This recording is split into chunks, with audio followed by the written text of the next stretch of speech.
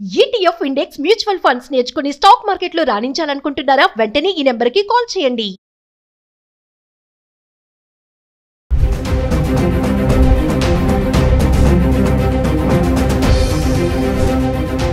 నమస్తే, welcome back to Suman TV. Present మనతో పాటు ఉన్నారు పబ్లిక్ స్పీకర్ రజనీరమ్మ గారు.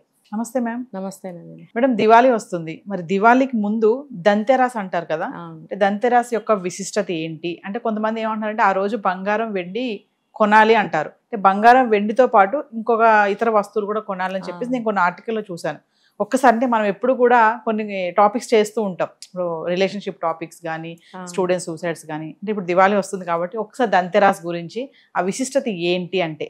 ఇప్పుడు ఇండియాలో మొత్తం కూడా మన హిందూ సంస్కృతే, కానీ పాటించే ఆచారాలు కొంచెం డిఫరెంట్గా ఉంటాయి. అలాంటప్పుడు మన సౌత్లో చేసేవి నార్త్ వాళ్ళు చేయరు. మెయిన్గా చేస్తారు, దీపావళి చేస్తారు, అలా కొన్ని చేస్తారు. ఇప్పుడు వాళ్ళు గణేష్ పూజలు పెద్దగా ఏం చేయరు. అలాగే దసరా కూడా చాలా కొన్ని చోట్ల చేస్తారు, ఎందుకంటే అక్కడ ఆచారం, వాళ్ళ ఆచారం ఏదుంది అదే చేస్తారు. ఇప్పుడు మనకు అన్ని పండగల ఆచారం ఉంది. ఈ దంతెరస్ అనేది నార్త్లో బాగా చేస్తారు, దివాళీ బాగా చేస్తారు వాళ్ళు. ఎందుకంటే దీపావళి వాళ్ళకి చాలా ఇంపార్టెంట్ అయిన పండగ, లక్ష్మీ పూజ ఇంకా ఇంపార్టెంట్ వాళ్ళకి. టపాకాయలు కాల్చడము, దీపాలు పెట్టడము ఇదంతా ఎప్పుడో చేస్తారు, రాత్రికి ఎప్పుడో 9 అయినా సరే.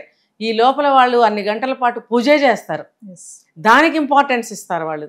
ముఖ్యంగా దీపావళి నాడు. తర్వాత ఈ దంతెరస్ అనేది, దంతెరస్ అంటే ఏంటంటే ఆశ్వేజ మాసంలో మనకి కృష్ణపక్షం అంటే అమావాస్య రోజులు, శుక్లపక్షం అంటే పౌర్ణమి రోజులు, కృష్ణపక్షం అంటే నలుపు అంటే అమావాస్య చీకటి రోజులు. ఈ 13వ రోజు, ఈ తదియ రోజున వచ్చేది ఈ దంతెరస్ అంటారు. ఆ రోజున ధన్వంతరి అంటే మన ఆయుర్వేదానికి గురువు అని చెప్తాం. మరి ఆయన అది అమృత భాండం తీసుకొని, అంటే బహుశా వైద్యానికి సంబంధించింది, ఆయుర్వేద సంబంధించింది తీసుకొని ఆయన సముద్రంలోంచి వచ్చాడు, ఆవిర్భవించాడు. కాబట్టి ఆ రోజున ఈ కార్తీక మాసంలో ఆ రోజు ధన్వంతరి నోములు కూడా చేసుకుంటారు చాలామంది చేసుకుంటారు. తర్వాత అందుకని చెప్పి ఆ రోజు ఈ మనకి దీపావళికి ముందు వచ్చే రోజు కాబట్టి ఎల్లుండి, అంటే ఈరోజు రేపు ఎల్లుండి దీపావళి కాబట్టి ఈరోజు దంతెరస్గా ప్రకటించుకుని వాళ్ళు ఏం చేస్తారంటే మంచిగా మనకి శుభంగా ఆలోచించి దంతెరస్ లక్ష్మీ పూజ అది చేసుకుంటారు. ముఖ్యంగా ఇది మన ఏం వస్తువులు కొనాలి, బంగారం కొనాలి, అది ఇది అని షాపింగ్ కూడా చాలా ఇంపార్టెన్స్ ఇస్తారు. అసలు ఇది అసలు నార్త్లో లేనే లేదు. నేను నార్త్లో ఉండే వచ్చాను చానాళ్ళు. అక్కడ ఏం చేస్తారు, కేవలము వాళ్ళు ఏదన్నా ఒక కొత్త వస్తువు ఇంటికి తెచ్చే ఆచారం మాత్రం ఉంది అక్కడ. దీపావళి వస్తే బజార్లో రకరకాల వస్తువులు అమ్ముతారు అక్కడ. ముఖ్యంగా ఆయన ఒక పాత్ర తీసుకుని వస్తారు కాబట్టి ధన్వంతరి అని ఆయన కొత్త పాత్ర ఏదైనా ఇంటికి తెచ్చుకోవాలి.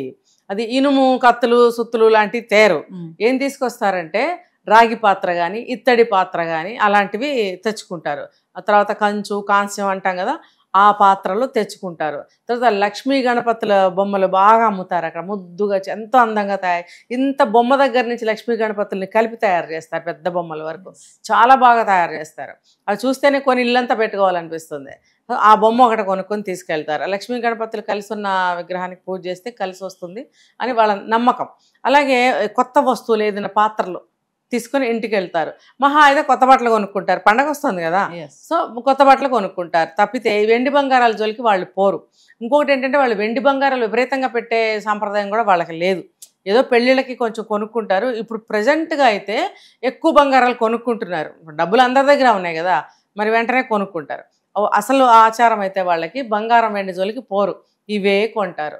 కాబట్టి మన వాళ్ళు ఏం చేశారు, ధనం అనగానే, ఒక పూజ అనగానే, ఒక లక్ష్మీదేవి అనగానే వెంటనే వెండి బంగారాల దగ్గరికి వెళ్ళిపోతారు వీళ్ళు. అంటే దీనికి అదే అన్నట్టు పెట్టుకోవాలి, అదేమీ కాదు. ఇది అసలు సాంప్రదాయం అనేది ఇది.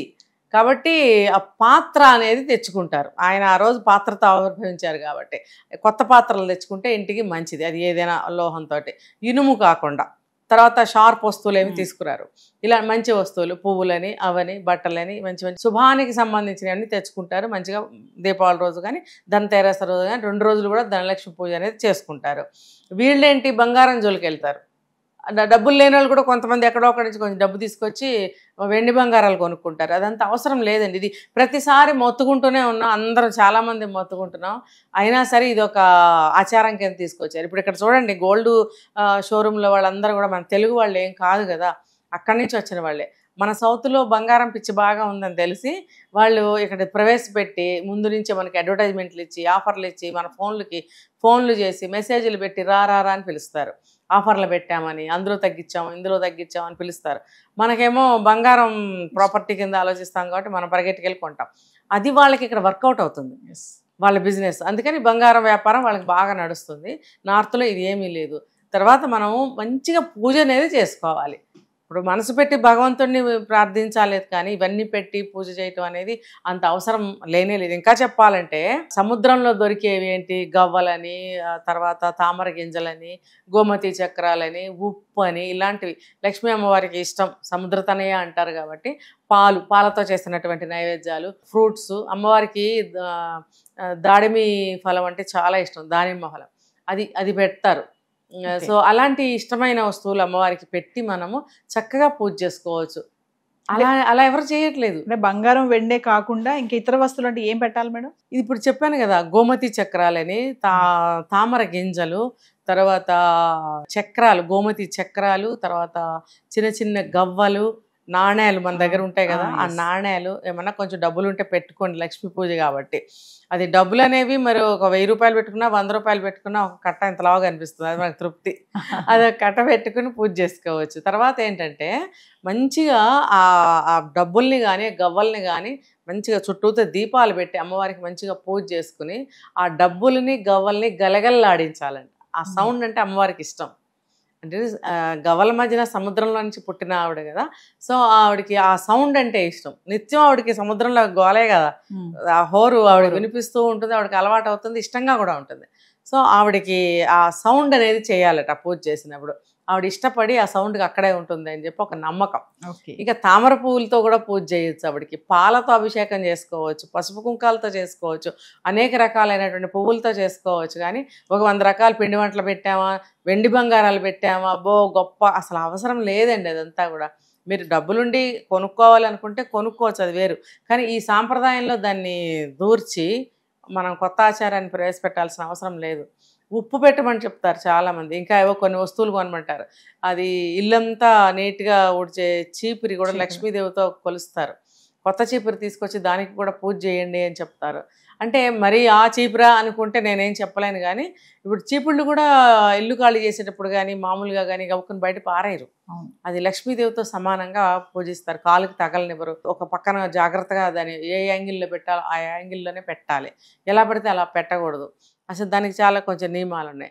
ఇలాంటివి పాటించుకోండి, ఇల్లు మీకు మంచి పాజిటివ్ వైబ్రేషన్స్తో శుభంగా ఉంటుంది. కానీ మీరు డబ్బు లేనప్పుడు భర్తని మనం చెప్పుకున్న భర్తను వేధించి లేకపోతే అప్పు చేసి తీసుకురావడము ఇలాంటి అవసరం లేదు. ఒకవేళ మీరు ఏదైనా పాత బంగారం మార్చుకోవాలన్నా, డబ్బులు బాగానే ఉన్నాయి, బంగారం ఈ సందర్భంగా కొనుక్కుందామని అనుకున్నా కొనుక్కోండి, అంతవరకే. కానీ దీనికి ఆచారంలో దీన్ని దూర్చి జనాన్ని ఇరిటేట్ చేసేసి వాళ్ళు పిచ్చోళ్ళని చేయొద్దని నేను చెప్తున్నా. Thank you.